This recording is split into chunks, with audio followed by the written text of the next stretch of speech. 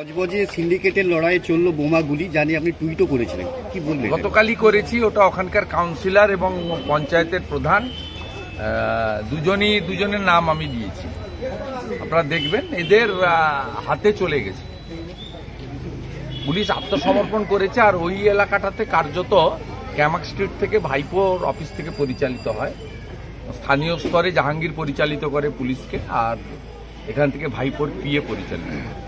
সব বখরার জন্য হচ্ছে। কোথাও কেউ ইট সিমেন্ট বালিও ফেলতে পারবে না, কোথাও কোনো ডেভেলপমেন্টের কাজ করতে পারবে না, সর্বত্র অর্থ চাই। বাংলাদেশিদের হাতে ফের আক্রান্ত বিএসএফ। বাংলাদেশিদের হাতে ফের আক্রান্ত বিএসএফ। হ্যাঁ, ওরা একটু চুলকাচ্ছে। ওরা চাইছে আমরা শক্তি দেখাই। আমরা মশা মাছি পিঁপড়ার গায়ে হাত দিই না। আর ওখানকার যে মোল্লা ইউনুস আছে সুদখোর, সে আনপপুলার হয়ে গেছে। ও চাইছে ভারত অ্যাটাক করুক, তখন দেশপ্রেমের জিগির জাগিয়ে সবাইকে ইউনাইটেড করবে। যা বলার পৃথিবীর সর্বশক্তিমান আমেরিকা আরেক সর্বশক্তিমান দেশ ভারতবর্ষের প্রধানমন্ত্রীকে বসে বলেছে যে বাংলাদেশটা তার বিশ্ব রাজনীতিতে কি নীতি হবে, কি ব্যবস্থা হবে, সেটা নরেন্দ্র মোদীজি ঠিক করবেন, ভারতবর্ষের প্রধানমন্ত্রী। প্রাথমিক নিয়োগ দুর্নীতি মামলায় সিবিআই আজকে চার্জশিট দিয়েছে। সেখানে দেখা গেছে আজকে চার্জশিট দেয়নি, সিবিআই রিপোর্ট দিয়েছে। তার সঙ্গে কিছু কাগজ অ্যানেক্স করেছে। এটা লোয়ার কোর্টেও দিয়েছে। আপনাদের এটা পুরনো খবর, এবং এতে বহু লোকের সুপারিশপত্র, পার্থ চ্যাটার্জির অফিসে যাদের সুপারিশপত্র, আপনাকে দুটো জিনিস আমি এক্ষেত্রে বলি, এটা নতুন নয়, এটা 2-2.5 বছর আগের পচা জিনিস বেরিয়েছে। যাদের সিবিআই ডেকে জিজ্ঞাসাবাদ করা দরকার, মানে যাদের সুপারিশে বেআইনি নিয়োগ হয়েছে, তাদের মধ্যে কোনো বিজেপির লোক নেই। আপনারা যাদের নাম বলছেন তারা তখন এমপি এমএলএ থাকতে পারেন শাসক দলের, সেই সুবাদে লিখেছিল, তারা তখন বিজেপি করতো না, 1 নম্বর। দ্বিতীয় নম্বর হচ্ছে, তাদের সুপারিশে যদি কোনো অবৈধ নিয়োগ হয়ে থাকে বা তাদের আত্মীয়দের নিয়োগ হয়ে থাকে, তাদেরকে ডেকে জেরা করতো। সে জেরার কাজটাও হয়নি।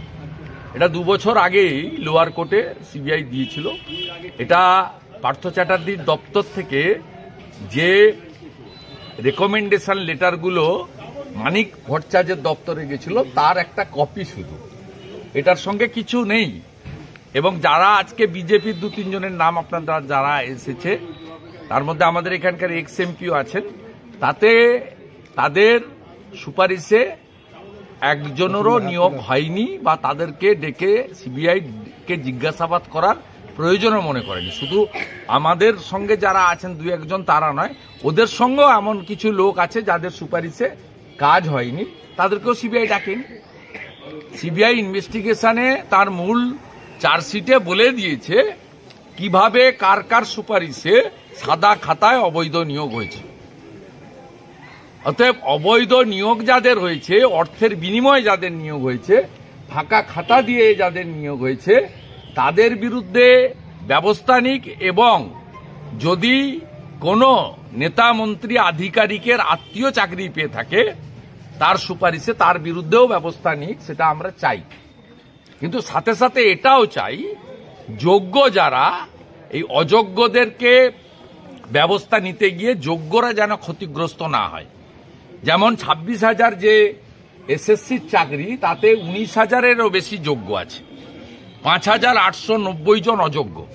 আমরা অযোগ্যদের চাকরি যাক, এটা একদম চাই। 19,000 সামথিং যারা যোগ্য, তাদের চাকরি যাতে না যায়, এটাও আমরা চাই, খুব ক্লিয়ার। এবং রাজ্য সরকার অবৈধ লোকেদের বাঁচানোর জন্যই যোগ্য অযোগ্য বাছাই করা তালিকা সুপ্রিম কোর্টে দেয়নি।